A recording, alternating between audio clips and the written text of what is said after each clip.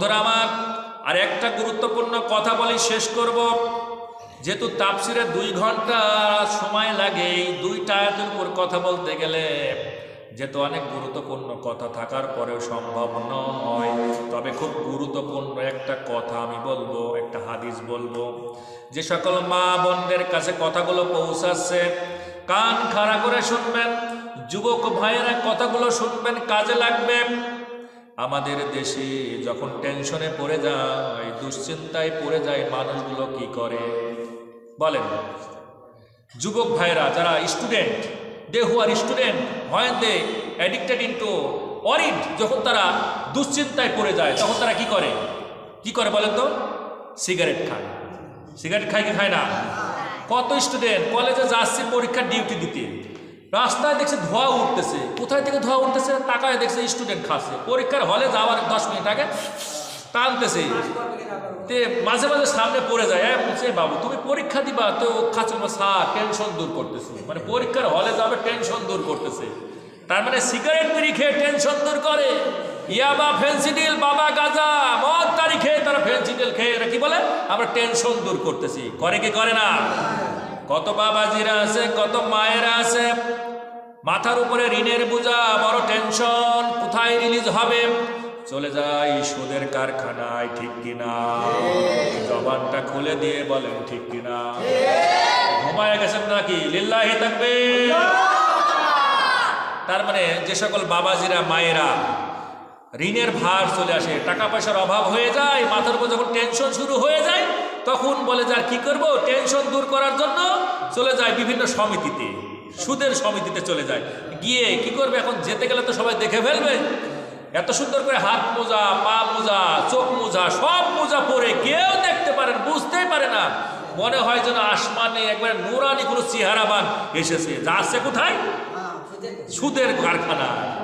আমার চোখে এ পর্যন্ত আমি যেখানে থাকি এই সমসপুর কলেজের পাশে 3টা সুদের সংস্থা, এই 3টা সুদের সংস্থায় প্রতিদিন কত যে মা এবং বোনেরা এবং বাবাজিরা যে যায়, একজনকে আমি পাই নাই যে বুরখা বাদে। এবং শুধু বুরখা নয়, পা মোজা থাকে, হাত মোজা থাকে, চোখ দুটো শুধু বেরিয়ে থাকে, ও বোঝাই যায় না যে কে কোন আল্লাহর ওলি যে এসেছে এই সুদের কারখানায় সুদ নেবার জন্য। কি আসে কিসের জন্য? টেনশন দূর করার জন্য। বোনের আমার কথাগুলো শোনো, টেনশন দূর করার জন্য, দুশ্চিন্তা দূর করার জন্য আমরা বিভিন্ন কায়দা অবলম্বন করি, শয়তানি কায়দা ব্যবহার করি, কিন্তু ইসলাম কি দেয় না এই সমাধান? সব সমস্যার সমাধান, এই জবান খুলে বলেন, সব সমস্যার সমাধান, আরো জোরে জোরে, সব সমস্যার সমাধান দিতে পারে আল কোরআন। সব সমস্যার সমাধান দিতে পারে আল কোরআন।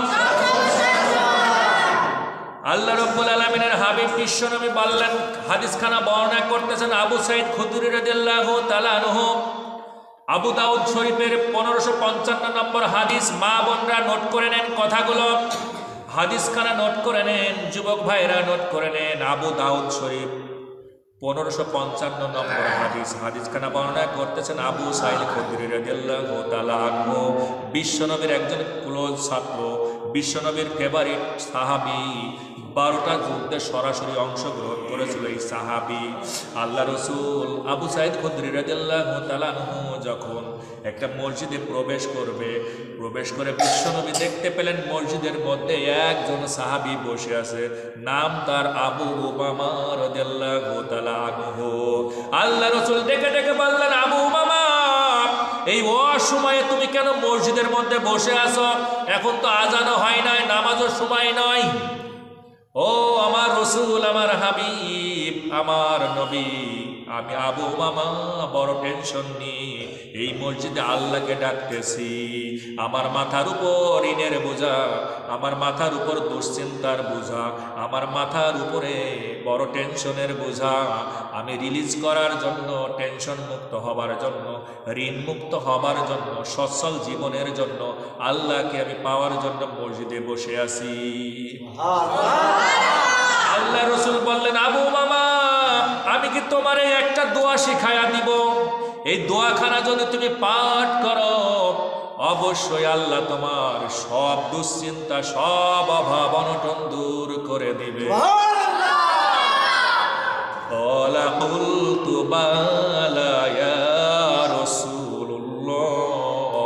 আমার রসুলকে আবু মামা বললেন, ইয়া রাসূলুল্লাহ, আপনি তাড়াতাড়ি বলুন, আমি তাড়াতাড়ি দোয়াখানা পাঠ করতে চাই। আমার রসুল বিশ্বনবী বললেন, শোনো, কুল ইযা আসবাহতা ওয়া ইযা আমসাইতা, তুমি সকাল বেলায় পাঠ করবা আর বিকাল বেলায় পাঠ করবা, আল্লাহুম্মা ইন্নী আউযু বিকা মিনাল হাম্মি ওয়াল হাসানি। ও আমার আল্লাহ, আমার মাথার উপরে যত দুশ্চিন্তা আছে, এই মাথার মধ্যে যত টেনশন আছে, তুমি রিলিজ করে দাও, মুক্ত করে দাও। ওয়া আউযু বিকা মিনাল আজসি ওয়াল কাসালি, ও আমার রব, আমার থেকে যত দুর্বলতা আছে, আমার যত অসহায় আছে, আমি যত দুর্বল, আমি যত অসহায়, আমি যত অভাব, সবগুলো তুমি দূর করে দাও। সুবহানাল্লাহ বলেন।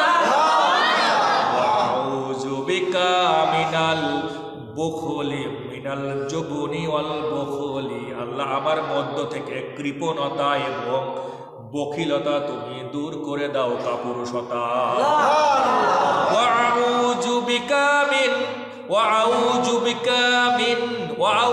বিকা মিন গলাবাতিদ দাইনি ওয়া কহরির রিজাল।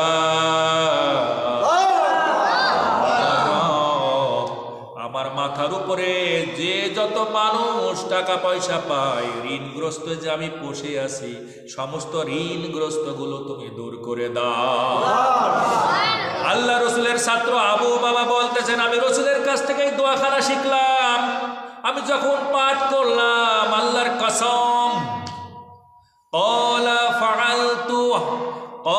ফাআলতু যালিকা ফাযহাবাল্লাহু আযজা ওয়া জাল্লা হাম্মি ওয়া ক্বাদা আন্নী দাইনি। কয়েকদিনের মধ্যেই আমার সব অভাব অনটন দূর হয়ে গেল। কয়েকদিনের মধ্যেই আমার মাথার মধ্যে যত টেনশন ছিল, দুশ্চিন্তা ছিল, সবগুলো আল্লাহ রাব্বুল আলামিন মাফ করে দিলে। দোয়াখানা শিখে নেন। আমি আর একবারও বলতেছি, আবু দাউদ শরীফের 1555 নম্বর হাদিস, আল্লাহুম্মা ইন্নী আউযু বিকা মিনাল হাম্মি ওয়াল হাসানি ওয়া আউযু বিকা মিনাল আজসি ওয়াল কাসালি ওয়া আউযু বিকা মিনাল জুবনি ওয়াল বুখলি ওয়া আউযু বিকা মিন গলাবাতিদ দাইনি ওয়া কহরির রিজাল। এতটুকু দোয়া আমার বিশ্বাস আপনারা যদি এক সপ্তাহ চেষ্টা করেন, মুখস্থ হয়ে যাবে। ঠিক কিনা? মা বোনরা, কিস্তির দোকানে যাওয়া লাগবে না, এই নিস্তির কাজে যাবেন না, আল্লাহর কাছে এই দোয়াখানা পাঠ করেন, আপনার অভাব অনটন দূর করে দেবে কে? তার বাস্তব প্রমাণ যদি আমি বলি, এই যে বেতন আসে নাই, স্যার যে কথা বললো, স্যার কবে বেতন আসবে? আমি তো এখানে বাসা ভাড়ায় থাকি, আমার প্রতি মাসে যে 20-22 হাজার, কখনো 25,000 টাকা লাগে, আমার বেতন যা আসে এতে আমার হয়ে যায়। কিন্তু যখন বেতন আসা বন্ধ হয়ে গেল, আমি মহাসাগরের মধ্যে পড়ে গেলাম। আমি কি করব? আমি চিন্তা করে পাই নাই যে আমি কিভাবে চলবো, আমার সংসার নিয়ে আমি কি করব। আমার মাথার মধ্যে ঘুরপাক খেতে লাগলো, আমি মহাসাগরের মধ্যে পড়ে গেলাম। আমি এতটুকু বিশ্বাস করি, আল্লাহ কোরআনুল কারীমের মধ্যে বলেছেন, ওয়া ইয়ারযুকুহু, আমি তোমাকে খাবার দিব, মিন হাইসু, কোন জায়গা থেকে, কোন উৎস থেকে, লা ইয়াহতাসিব, তুমি জীবনে টের পাবা না। সুবহানাল্লাহ বলেন।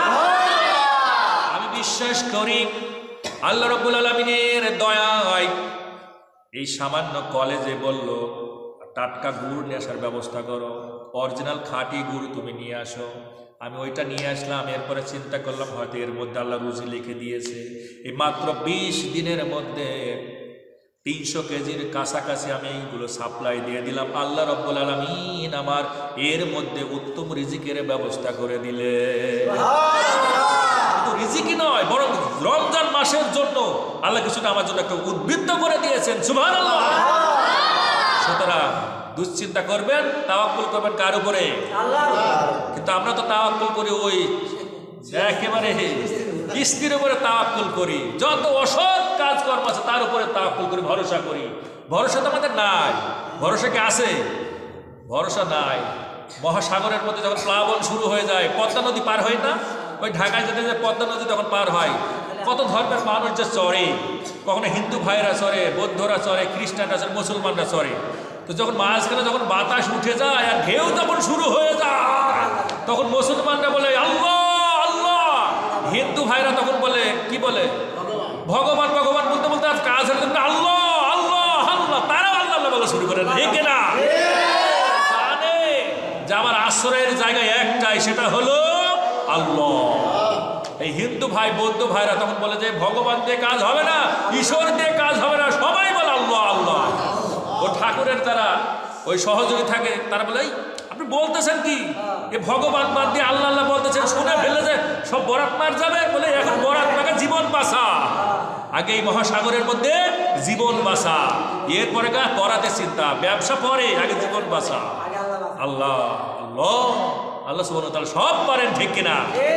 আপনি আপনার জীবনে যত বছর বয়স হয়েছে, আপনি গভীরভাবে রাতের বেলায় শুয়ে শুয়ে চিন্তা করবেন যে আপনি কঠিন মুহূর্তের সময় আল্লাহ আপনাকে কিভাবে সাহায্য করেছে। আপনি দেখেন, আপনার মনে পড়ে যাবে কোন কোন কঠিন সময় আল্লাহ আপনাকে বাঁচিয়েছেন।